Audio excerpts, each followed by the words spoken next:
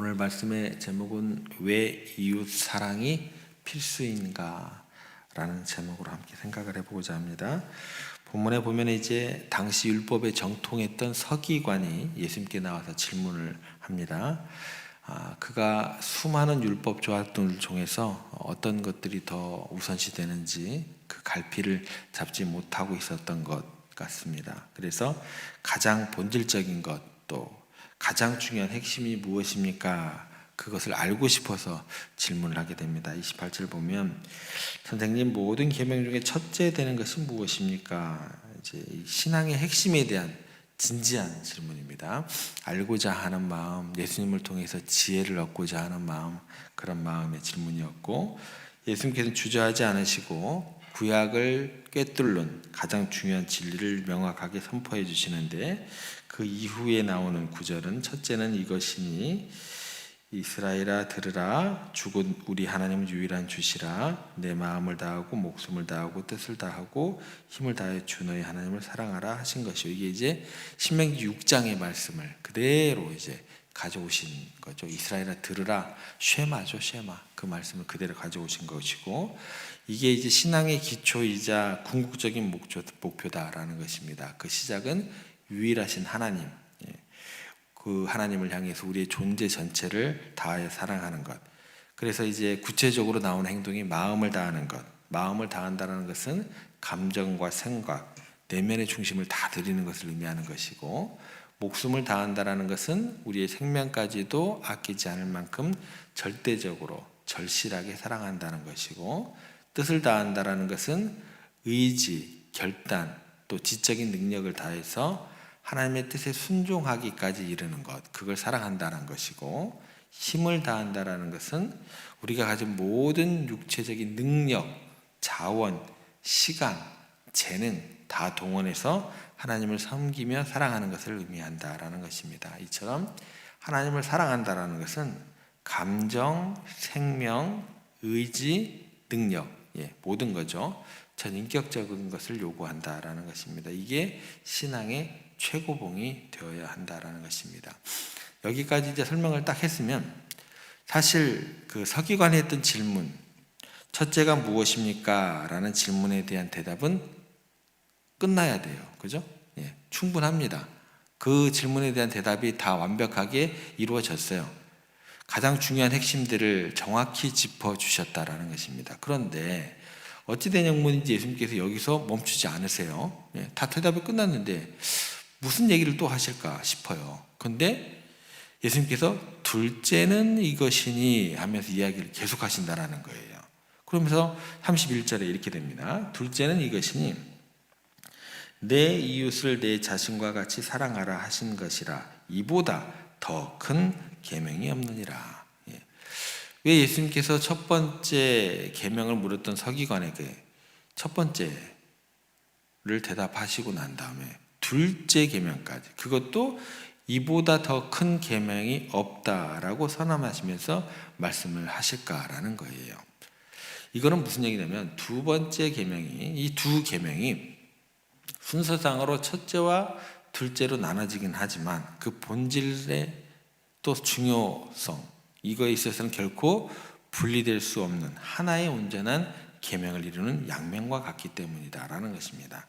이거를 마가복음에서는 이렇게 얘기를 했지만 마태복음에서는 이 관계를 더욱더 강조합니다.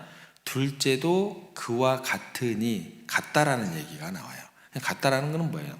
단순히 비슷하다라는 것의 의미를 넘어서 무게도 같고 본질도 같고, 하나가 없으면 다른 하나는 온전할 수 없다라는 강력한 선언이 됩니다. 그러니까 동전의 양면처럼 하나님 사랑과 이웃 사랑은 하나로 붙어 있다라는 거죠.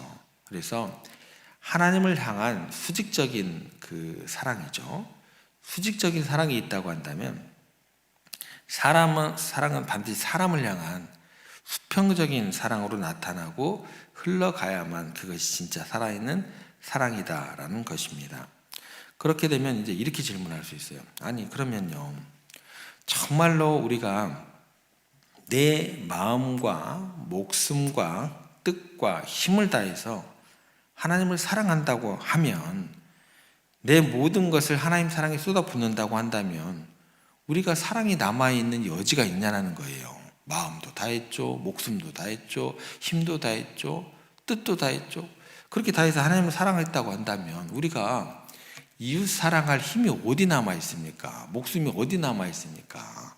그런 여력이 어떻게 남아있을 수 있겠습니까? 말이 됩니까? 이렇게 질문할 수도 있잖아요. 그죠? 오히려 하나님을 온전히 사랑했다고 한다면 이웃에게 무관심해지는 게 당연한 거 아닙니까? 이렇게 이야기할 수도 있다는 거예요. 그런데요, 하나님의 원리는요, 우리의 인간적인 생각하고 다릅니다. 하나님을 진정으로 온 마음을 다해 사랑하는 사람은요, 결코 자기 안에만 그 사랑을 가질 수가 없습니다. 이게 사랑이에요. 그리고 이 사랑은 하나님의 근원이 된다라는 것입니다. 여러분 생각해 보세요. 성부, 성자, 성령 하나님입니다. 성부, 성자, 성령 하나님이라고 생각을 했을 때 그 사랑은요, 온전한 사랑이다라고 그래요. 성부는 성부만 사랑한다고 그게 사랑이 될까요? 사랑이라는 것은요, 혼자 자기 사랑으로 나타나지 않아요. 내가 사랑한다고 했을 때 그 사랑이라는 에너지는요, 다른 사람을 바라보게 되고 다른 사람으로 에너지 방향이 나가는 게 뭐예요? 그게 사랑이에요. 우리가 하나님 사랑에 깊이 연결되어서 하나님의 사랑으로 충만히 채워지게 되면 어떤 일이 벌어지게 되냐면 우리가 하나님도 사랑하게 되고 하나님 아닌 내 가족도 사랑하게 되고 내 이웃들이 보이기 시작하게 되고 성도들이 보이기 시작한다는 거예요. 하나님 사랑이시다라는 것은 뭐냐면 하나님께서 성부도 성자도 성령도 서로 사랑하시되 그 사랑이 삼위일체만 머무르지 않고 어디까지 퍼진 거예요. 창조하신 모든 인간에게까지 퍼졌기 때문에 그게 온전한 사랑이 된다는 거예요. 그래서 우리가 그 사랑에 연결되어서 하나님의 사랑으로 충분하게 채워지면요, 그 사랑은 찻잔에서 물이 넘쳐 흐르듯이 혹시 등불에서 빛이 사방으로 퍼져나가듯이 자연스럽게 그 방향성과 에너지는 어떻게 돼요? 이웃에게 흘러가게 되어 있다는 거예요. 그러니까 하나님 사랑은 우리를 고갈시키는 것이 아니라 우리를 사랑의 통로로 만드시는 하나님의 능력이 된다는 거예요. 그러면 하나님을 사랑하면 살아갈수록 몸과 힘과 뜻과 능력을 다해서 하나님을 사랑하면 살아갈수록 다른 사람을 사랑할 수 있는 그런 능력이 사라지는 것이 아니고 더 깊게 사랑할 수 있게 된다는 것입니다. 그렇다면 눈에 보이지 않는 하나님을 향한 우리의 사랑은 어떻게 구체적으로 세상에 드러나게 되느냐?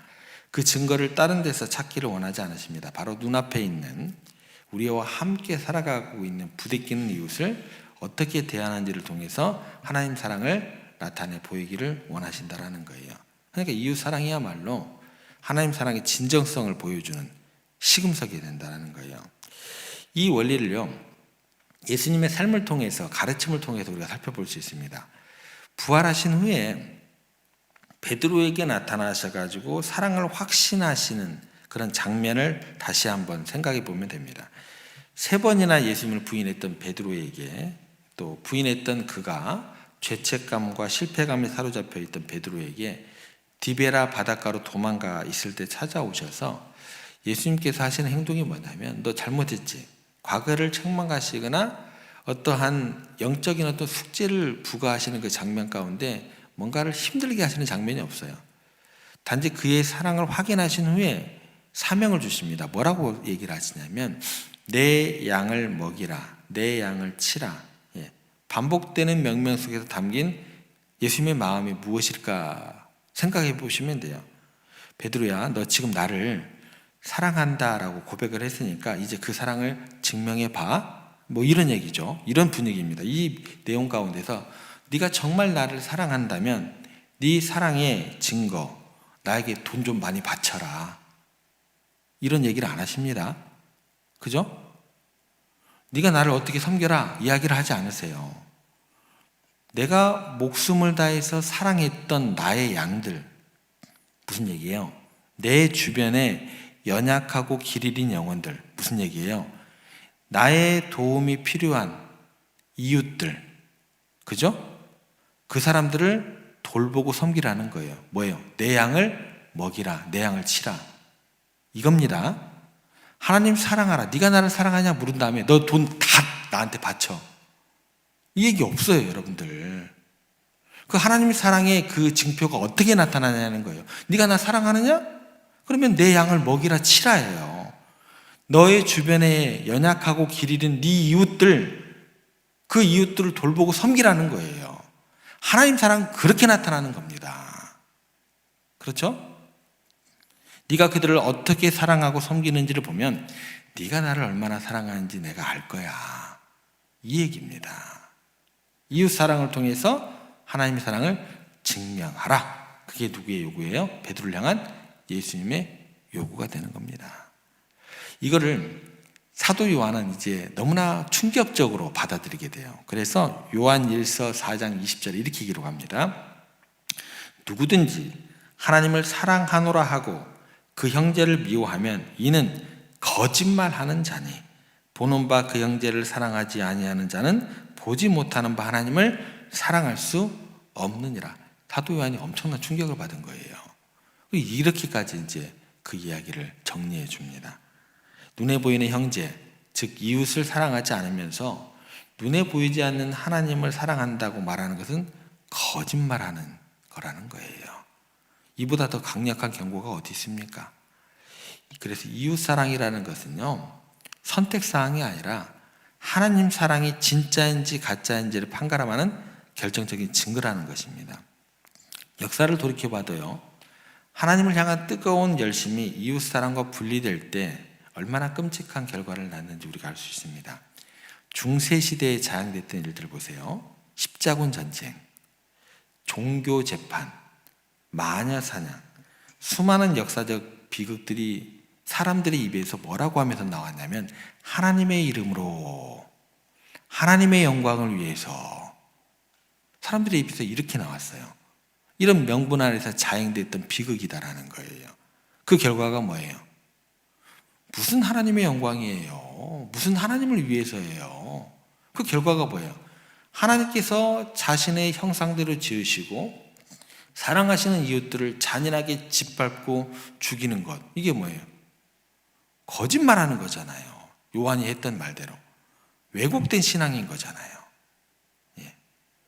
지금도 마찬가지입니다.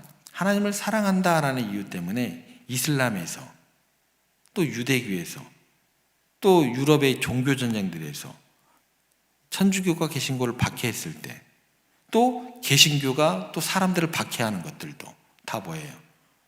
그들의 입에서는 뭐라고 해요? 우리가 하나님을 사랑하기 때문에 하나님의 영광을, 이런 거짓말이 어디 있습니까? 예수님께서 그러셨어요? 내 양을 먹이라, 내 양을 치라라고 하셨잖아요. 그죠? 사도 바울 되기 전에 사울의 모습일 때 마찬가지입니다. 하나님을 향한 그의 열심은요, 누구보다 뜨거웠습니다. 근데 그 방향성이 잘못되었을 때 그는 어떻게 했냐면 교회를 핍박하고 스데반을 죽이는 일에 앞장서고 하나님의 원수로 행하고 말았다라는 것입니다. 이런 교훈들을 우리가 절대 잊으면 안 될 것입니다. 하나님을 향한 우리의 사랑과 열심은 반드시 이웃을 향한 긍휼과 이웃을 향한 섬김으로 나타날 수밖에 없어요. 그래야만 한다라는 거예요. 예, 네가 나를 사랑하느냐, 그 구절 가운데 담겨있는 내 양을 먹이라, 내 양을 치라, 예, 그 진정한 주님의 마음이 무엇인지 제대로 아셔야 됩니다. 제대로 아셔야 돼요. 그렇지 않으면 우리의 열심은 오히려 하나님을 대적하는 아주 위험한 거짓된 신앙의 길을 갈 수 있게 된다는 걸 꼭 기억했으면 좋겠습니다. 오늘 우리가 예수님께서 우리에게 주신 위대한 첫 번째 부분 다시 한번 마음 가운데 새기게 되었습니다. 하나님 사랑, 이웃 사랑, 이 두 가지는요, 신앙이라는 집을 굳건하게 떠받치는 두 개의 핵심 기둥입니다. 예. 어느 하나더러 약하거나 무너지면 신앙은 어떻게 돼요? 집은 무너지게 되어 있어요. 기둥이 무너지는데 무슨 그게 신앙이 온전해질 수 있겠습니까? 무너질 수밖에 없습니다. 결코 분리될 수 없은 하나이며, 특별히 이웃사랑은 눈에 보이지 않는 하나님 사랑을 구체적인 삶 속에서 드러내고 증명하는 필수적인 통로다. 기억하시기 바랍니다. 오늘 새벽 우리 자신에게 다시 한번 물으셔야 돼요. 나의 하나님 사랑은 건강한가? 그 사랑은 나의 삶 속에서 이웃사랑이라는 구체적인 열매로 나타나고 있는가? 혹시 나는 하나님을 사랑한다고 말하면서 정작 내 주변의 가족들 또 친지들 이웃들에게 무관심하거나 그냥 상처를 주고도 아무렇지도 않은가?